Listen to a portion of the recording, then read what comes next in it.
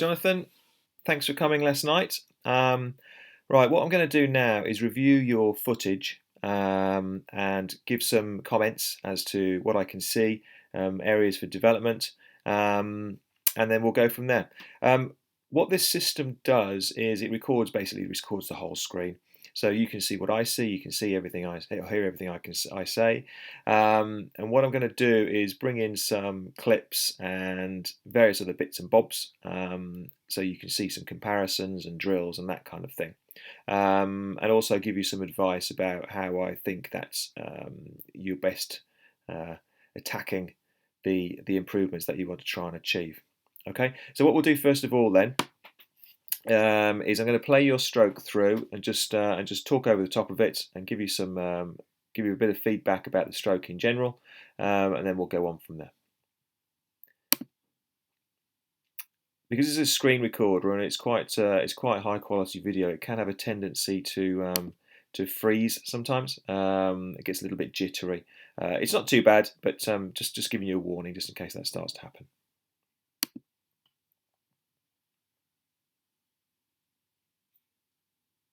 Okay, what I'm saying first of all, there's a number of things we need to work on. First of all, what I look at is your head positioning and your breathing. Your head position in your stroke and the way you breathe has a large impact on the rest of your body in the pool. So if you lift your head too high in the water, particularly to breathe, then what that can have a tendency to do is for your legs to drop.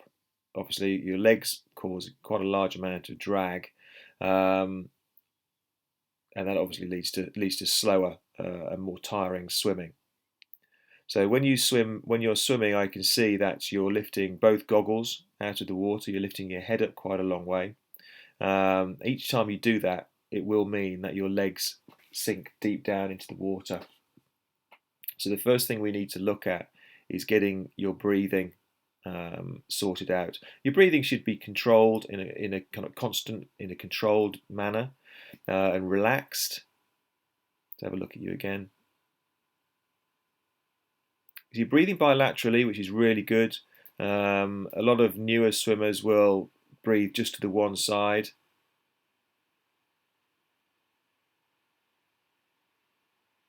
Breathing bilaterally means we're in an advantageous position to start with, because normally we have to teach people to breathe bilaterally in order to balance up the stroke. You're already doing that. You've got the capability of doing that, which is really good.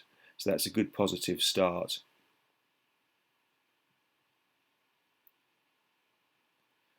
I suspect you may be holding your breath when you're swimming as well. And again, going back to what I just said before, it's important that you relaxed in the water. Holding your breath can cause a buildup of CO2.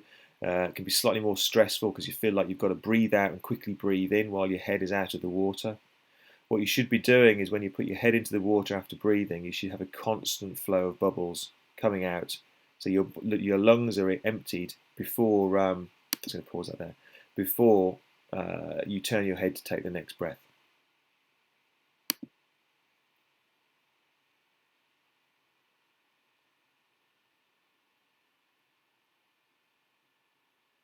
Okay, again we can see your head turning right to the side. We can see both goggles coming out of the water.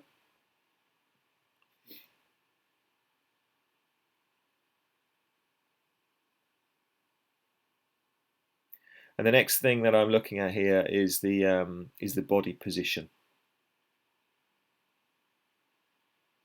In swim correction, there's a natural sequence of events that we need to look at. It's almost no point sorting out what your arms are doing with the catch phase of the stroke if your body's not in the correct position to actually get the catch. So it's, the first thing I look at is head position and breathing, and then I'll look at body position. If we get the body position right, then what we're doing with the arms and the legs will automatically be improved.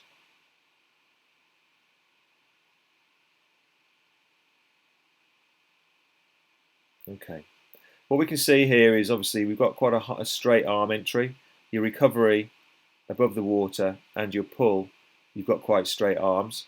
Again, if we can look at the body positioning, and get your body in a much more rotation, then what that will do is allow us to work on your catch in a much more effective manner, really, I suppose. Okay, let's play this through again.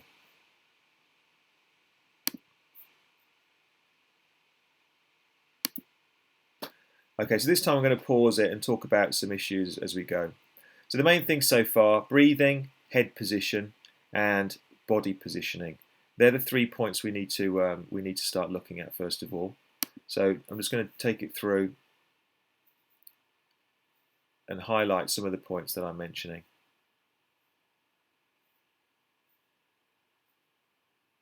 Okay, so what we can see here is your head coming right over to breathe.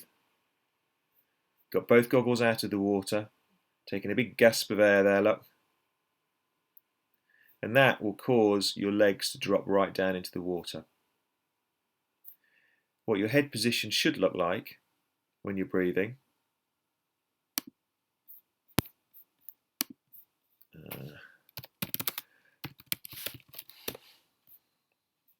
So this system I use is the Swim Smooth coaching system. I've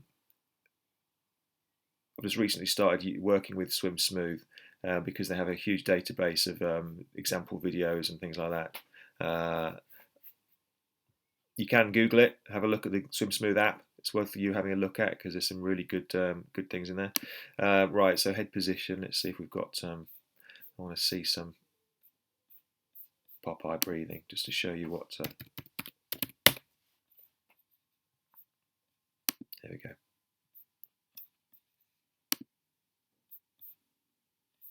Right, sorry, let's try that again. Okay, so you can see this picture here. That's what your face should be like. So the water should be breaking around the top of the head there, creating a little bow wave.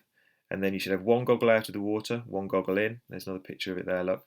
And then you call it Popeye because you put your mouth over to one side, take a breath. So that's what your head should be doing.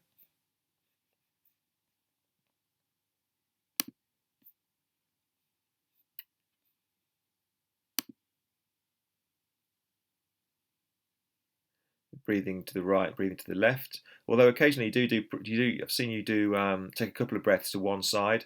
It's not a major problem as long as you can breathe on both sides. That's the main issue. In practice, try and breathe bilaterally all the time. It's just good practice to try and keep some uniformity to the stroke.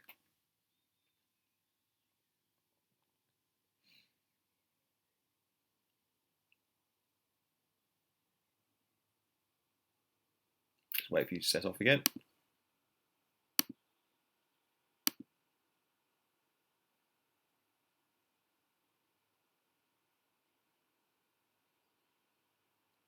Quite smooth through the water actually. Not a huge amount of splash. Your arms going in slightly, quite gently, which is something that we can look at in the future.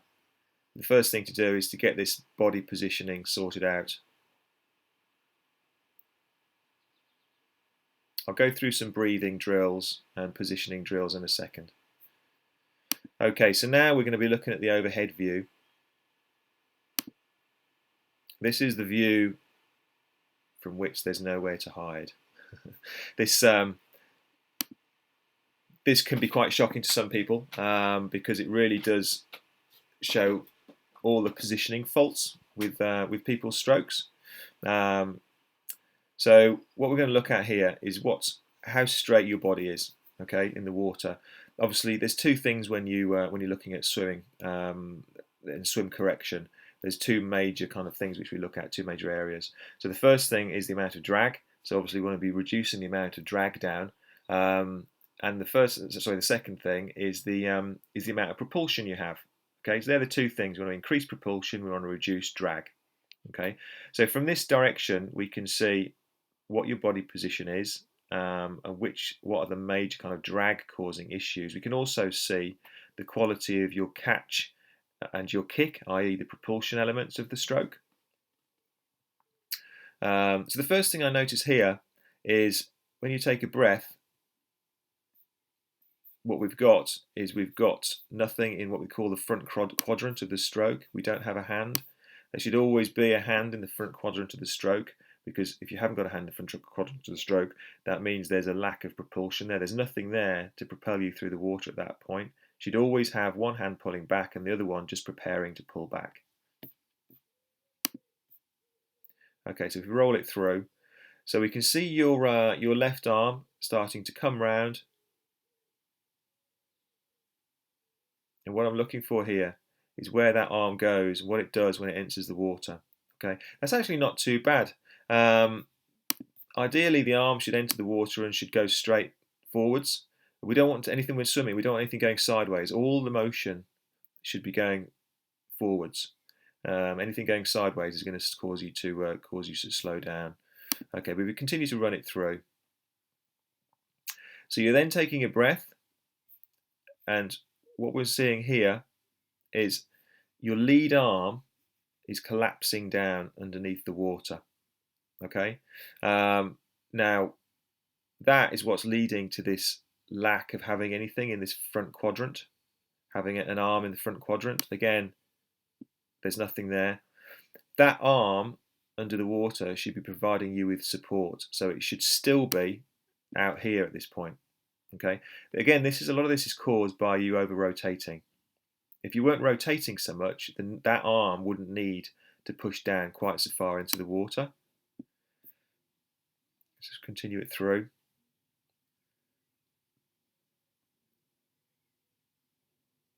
Again, okay, it's coming over slightly.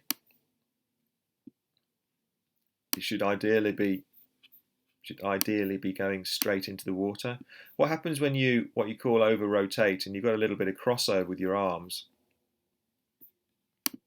So your arms, just to clarify there, your arms should be kind of almost both sides of the white line, of the black line, sorry, and that will allow your legs to stay straighter and the rest of your body to stay straighter.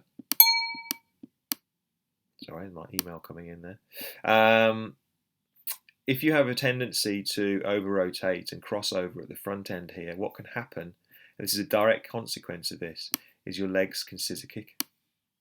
And then if your legs scissor kick and come apart like that, then it causes them to drop, and again, it's something else which causes drag. So let's continue to throw it, to roll it through. Okay, yeah, so it's obviously, as we progress through the stroke, I'm just having a look to see if there's more crossover. There's a little bit of crossover again, very slightly, but again, your legs are scissor kicking. We're going to see that arm drop down as you push down into the water. And there's a bigger crossover there, look. It's a bigger crossover in that direction. So if we roll it through, there's your crossover. Okay. Now, what you can actually work out sometimes, particularly open water swimming, it's probably not so relevant for you for pool swimming, is this cross can sometimes, the way these points meet, can sometimes be further over to either side. That means you have a tendency to pull towards one side. If you're open water swimming, then that can mean that you have trouble swimming in a straight line. And it's more difficult for you to maintain some direction when you're stroke. And you have to work harder to keep on sighting and things like that.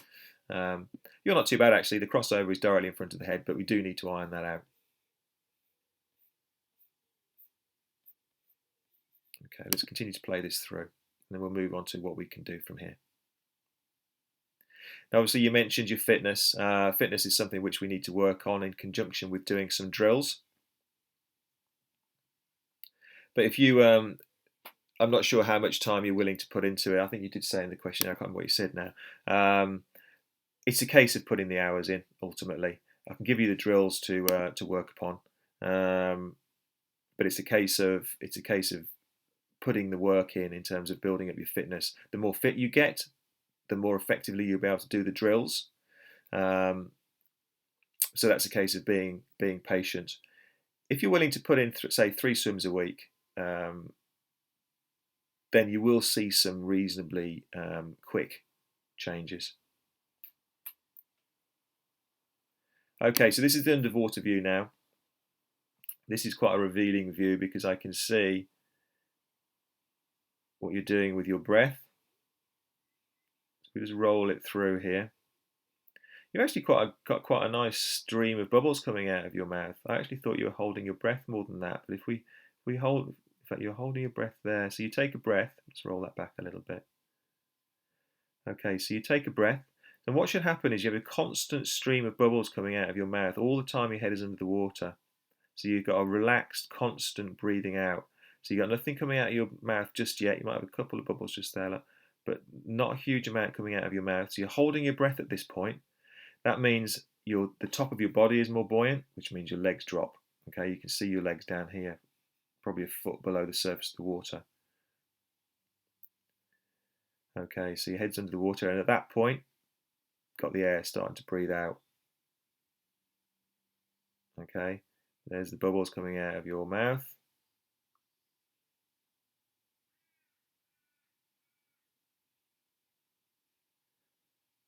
Okay, so you're just holding the breath during the first kind of phase of the stroke. We want to have constant breath out, so that's something else that needs to be worked on.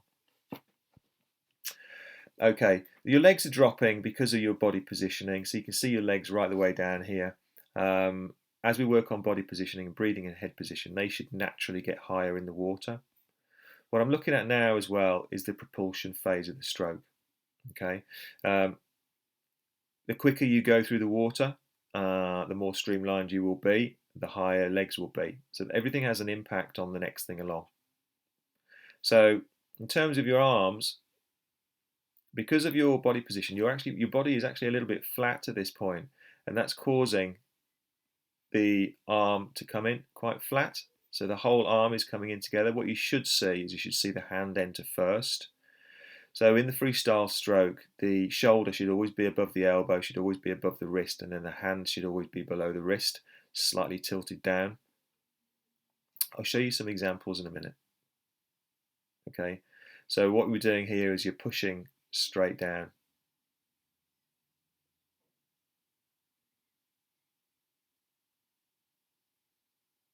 Pushing straight down. Okay, so what you should rather than pushing back, your hand is pushing down. So that propulsion is lifting you up at the front rather than pushing you forwards, if that makes sense.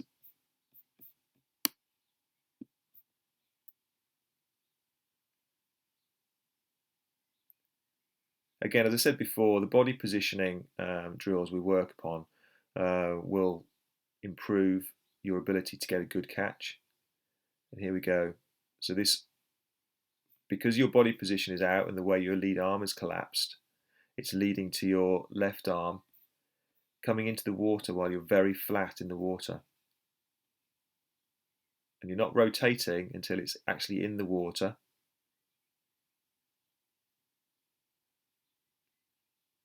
And then you're pulling a whole load of bubbles down like with you.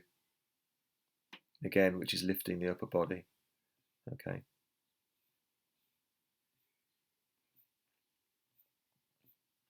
Okay, so I think that's fine for now. What I'll do now is show you some sample videos just to try and emphasize some of the points we've discussed.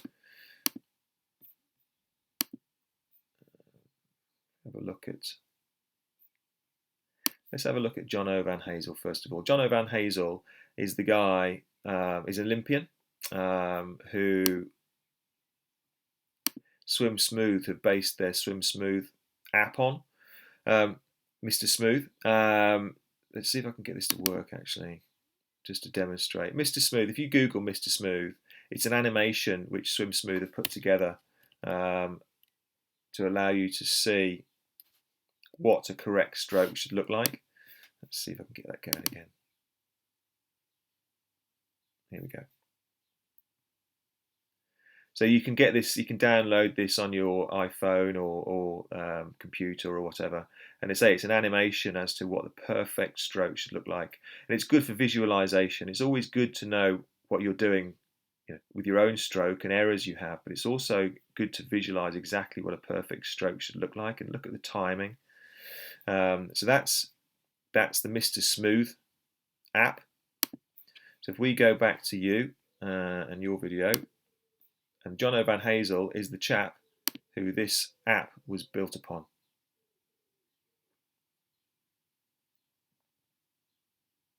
was based on, I should say. Okay, so first of all, we were looking at with you is head position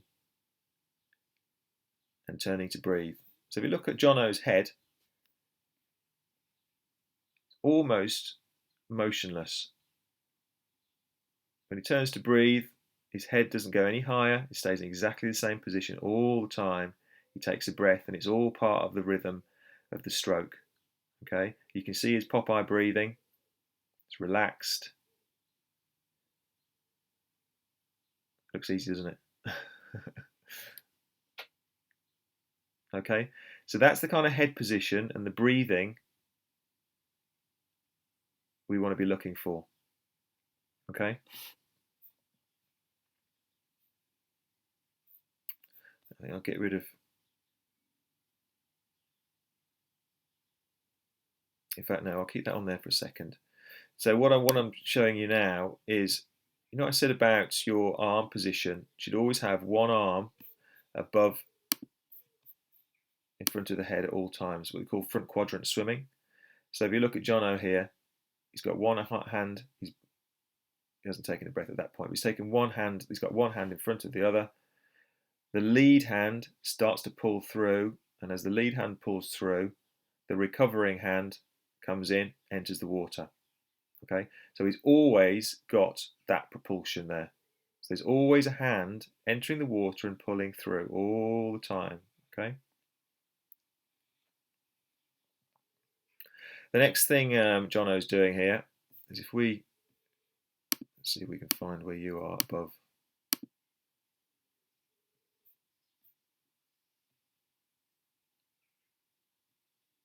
Okay, so if you compare yourself to Jono there, look, he's got his arm under the water. Yours has collapsed down. Okay. His recovering hand then enters the water, spears in, and stays. It's actually coming in very slightly, but stays more or less straight towards the end of the pool. Yours isn't too bad. Some people are crossing right over here, and they really do scissor kick. I said before that yours isn't too bad at all, but it is coming over a little bit.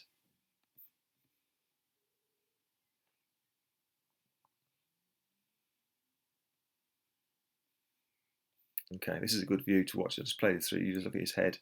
It demonstrates how still his head is.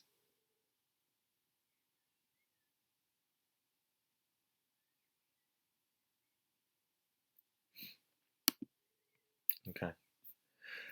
So what we'll do now is have a look at the catch. So if I get rid of Jono and bring in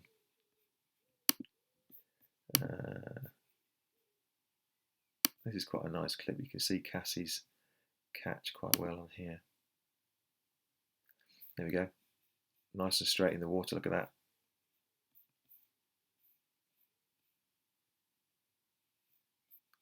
So what I'm trying to find here.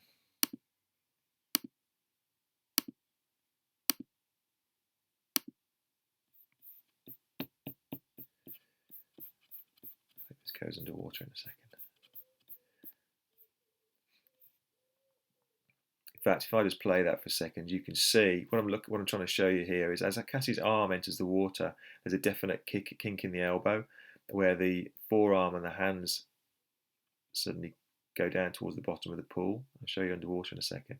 There's a kink in the elbow, forearm and hand pulls down, so she's almost got a 90-degree angle here, and all that arm and that surface area is pushing directly backwards. Okay, whereas what you're doing with yours a little is pushing down instead. Okay, here we go.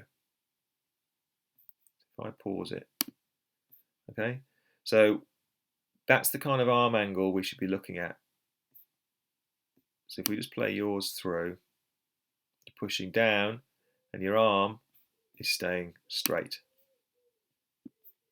Okay.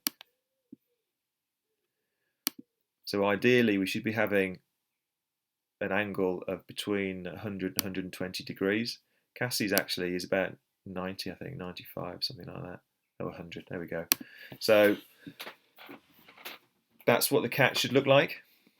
So we rotate that through, sorry, continue to play that through. Same thing on the other side.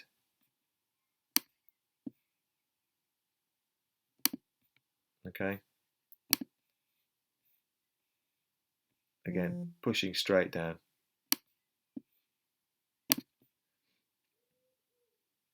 Okay, so what we'll do there then is I want to show you some drills and things.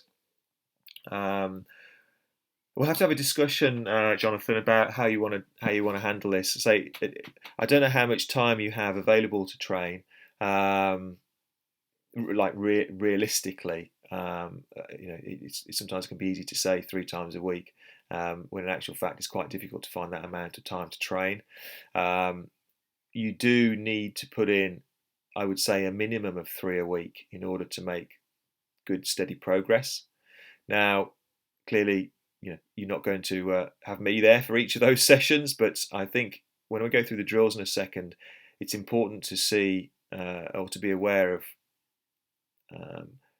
how important it is to get those drills executed correctly, because if you incorrectly do drills, it can actually cause more problems because you're drilling in bad habits, if you like. So give it some thought. I can do some one-to-one stuff with you. I do charge £25. In fact, it's £25 an introductory rate at the moment because I'm kind of fairly new to the swim analysis side of things at the moment. So it's £25 for 45 minutes of stroke correction, or I could do you a block of bookings or something like that. And I think it'd be really beneficial for you because we'd be able to get stuck into some of these stroke errors. Also, in terms of your fitness, you need to work on your fitness. I can do your training program. If you want me to do that, then let me know, and I'll work out a cost for that. It's not going to be very expensive, but it'll be a slow, considered kind of build up. I'm aware of your targets, so obviously they'll be taken into account. But I'll do you a plan which involves a certain amount of technique work and some fitness work. And like I said before, as the fitness improves, you'll find it easier to work on the technique. Okay, just finally, while I think about it, in fact, what we'll do here is I'll get rid of Cassie there. Some of the drills I'm going to show you now involve using pool swim training aids. I do advise you to get these.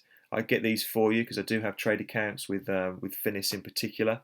The training aids are very important. They allow you to concentrate on certain elements of the stroke.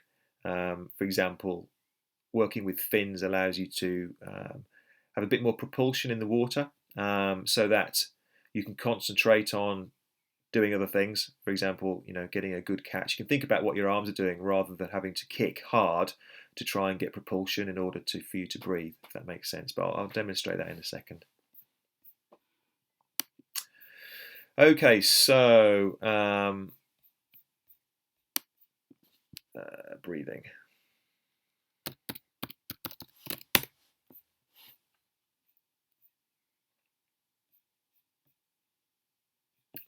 Let's try and find the best one.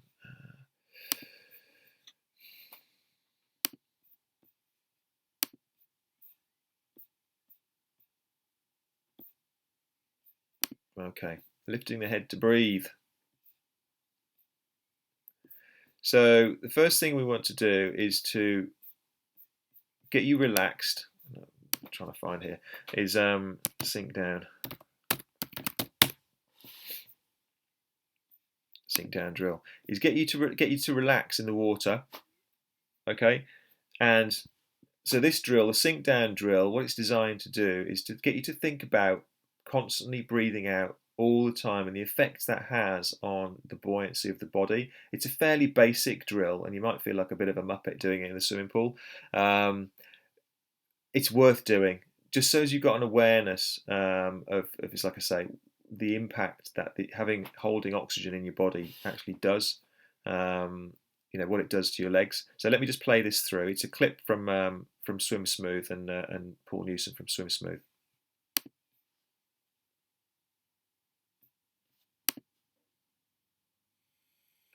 This sink down exercise is a great way to judge just how comfortable you feel in the water. We want to try to sink down to the bottom of the pool just by exhaling from either the mouth or the nose or the combination of the two, not using your arms and legs to push yourself down and cheating. If you feel like you're sighing in the water or deflating the lungs, you should be able to sink down quite comfortably. Many swimmers struggle with this exercise simply because they don't feel relaxed enough to let go of the air in the chest and lungs and allow themselves to sink nice and easily down to the bottom of the pool. Okay, pretty straightforward. So it's just a case of having a constant exhalation out of air so that you can smoothly sink to the bottom of the pool.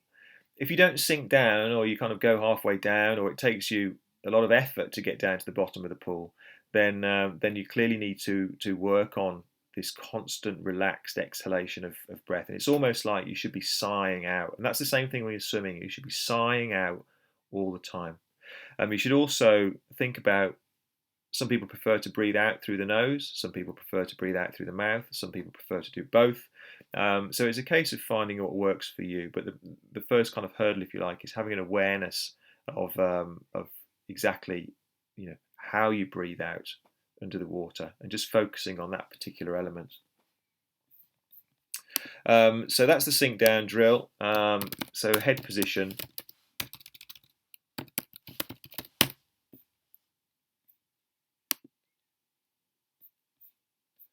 Okay, so what you can do is you can work on your head position. Just have an awareness of what you're doing with your head when you're breathing. Okay, this little diagram here shows how you can experiment. You can do a few lengths. Do one length looking down, one length looking 45 degrees ahead, one length looking slightly further ahead again, and then one length looking forward. And just feel how it impacts on the body and the rest of the body positioning. It's not really a drill, it's just something for you to experiment with, so it's worth having a look at that.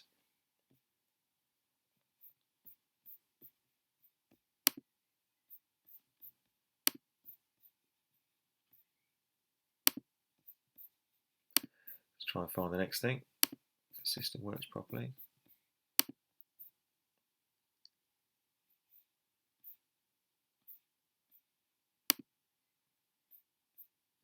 Okay, again, going back to head position. Ideally, you have a bow wave and you can breathe into the bow wave. We'll come on to body positioning in a minute. The body positioning, getting that correct, will help with the creation of this bow wave. There you go. There's a good example of of Popeye breathing there.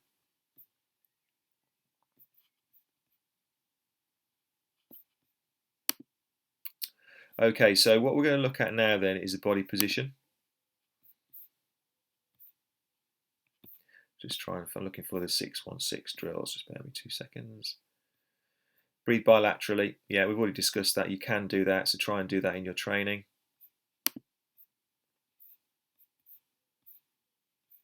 Okay, and if we move on to the drills now.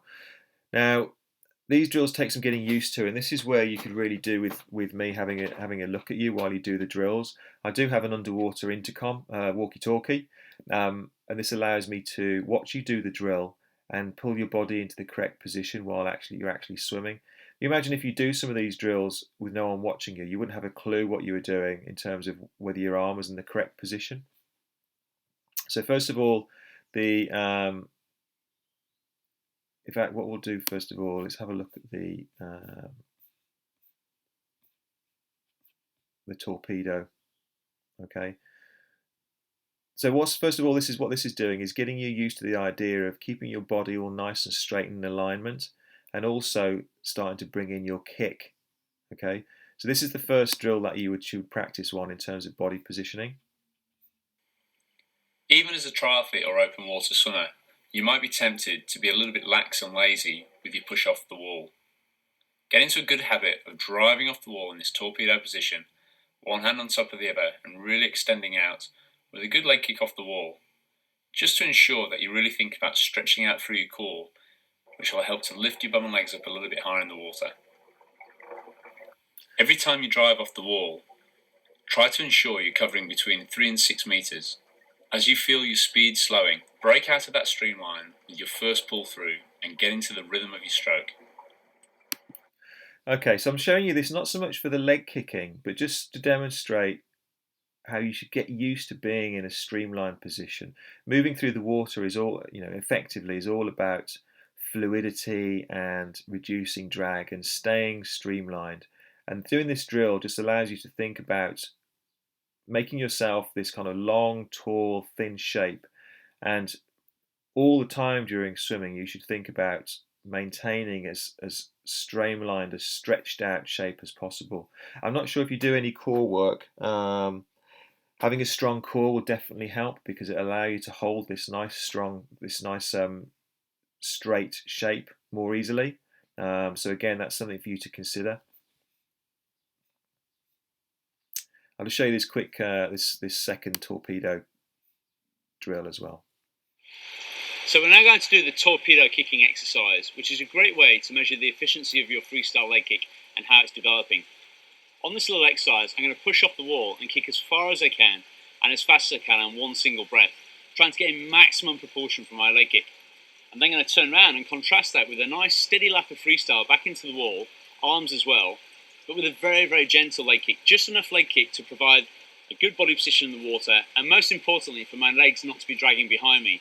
My toes are going to be pointed out behind me, turned slightly in, and I'm just going to have a gentle tap, tap, tap of the toes from behind me.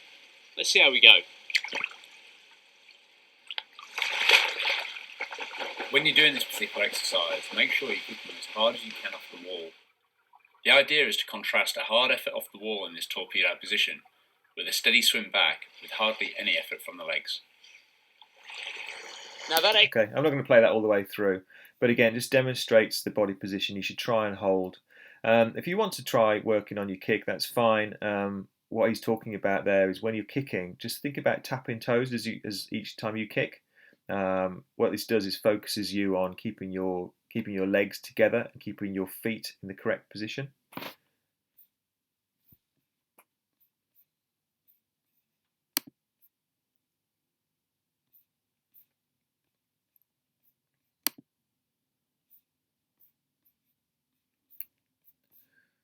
Okay, so I'm going to show you the kick on the side drill.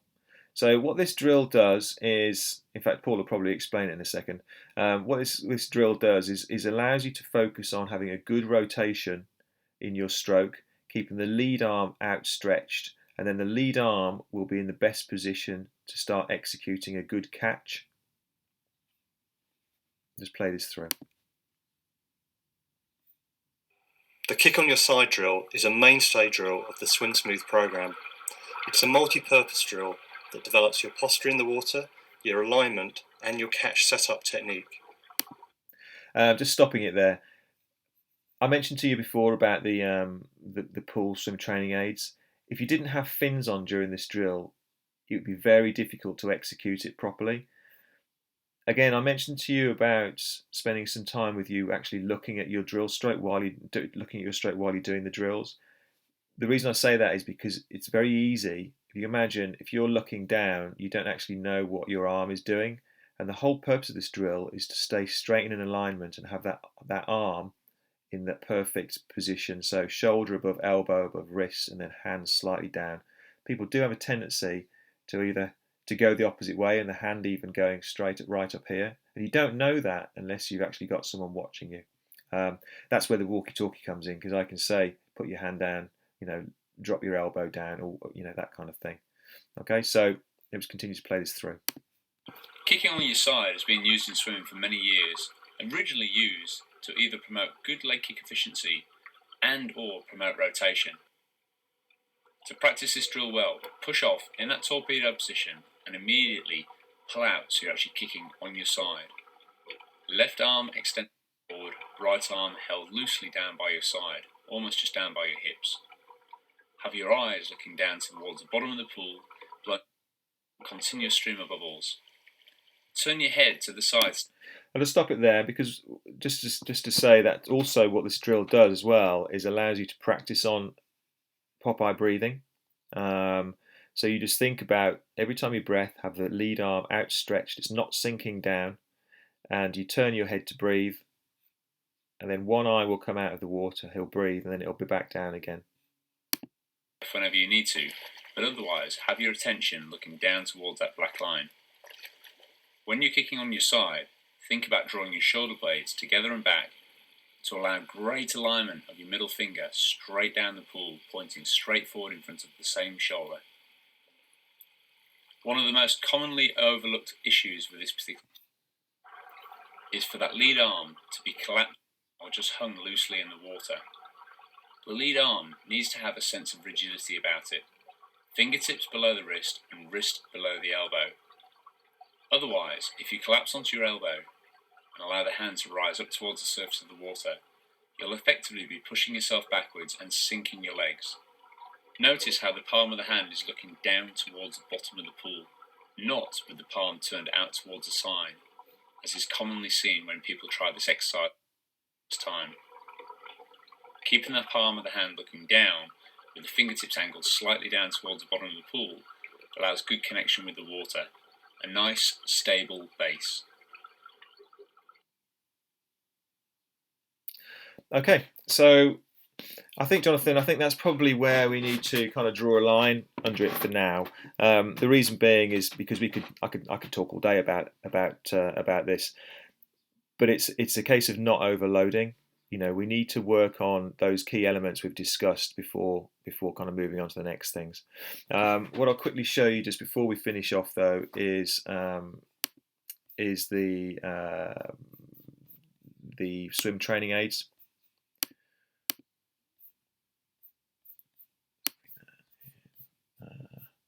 Give me 2 seconds while I find this.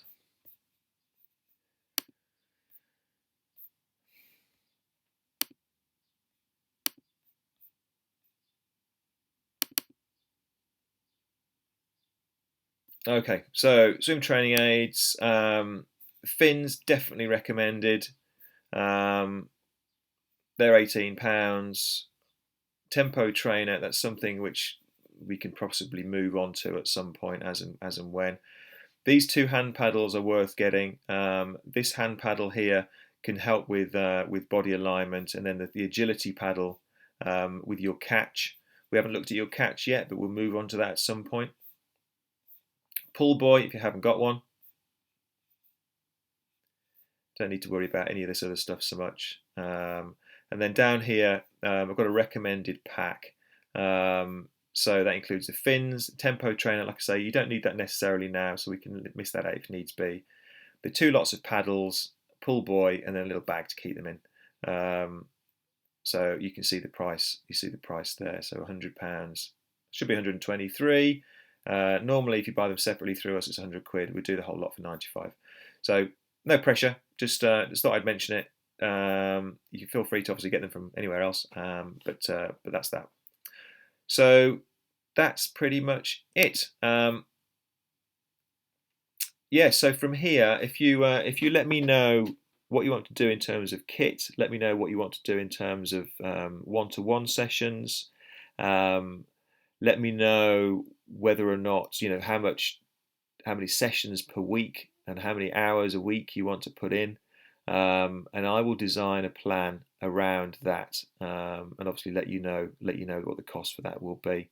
But I can certainly help you get to where you need to go. Say you've got a nice rhythm to your stroke. If you put say 3 sessions in a week, I think by the time the first triathlons come through, you should see some good improvements. Your fitness will improve quickly if you put the work in. You will see some rapid improvements. You might not feel like you do at the moment, or it's quite a struggle at the moment. You're kind of having to rest after every length or two. That will quickly improve. Within a couple of weeks, you'll be swimming. I don't know. You'll be swimming 10 lengths, 15, 20 lengths without stopping. It will really rapidly improve. But it does involve that commitment to 3 sessions a week. Give me a shout by email, text, phone, whatever, if you've got any questions. And I think that's probably it. I'm going to wrap it up. But I'll drop this off for you now. It's Friday morning. I'll drop it off for you on DVD. And then it'd be good if you could just drop me a text just to let me know you've got it. and maybe a little bit of feedback, and then we'll catch up some point over the weekend or the beginning point of next week. Okay, cheers, bye bye.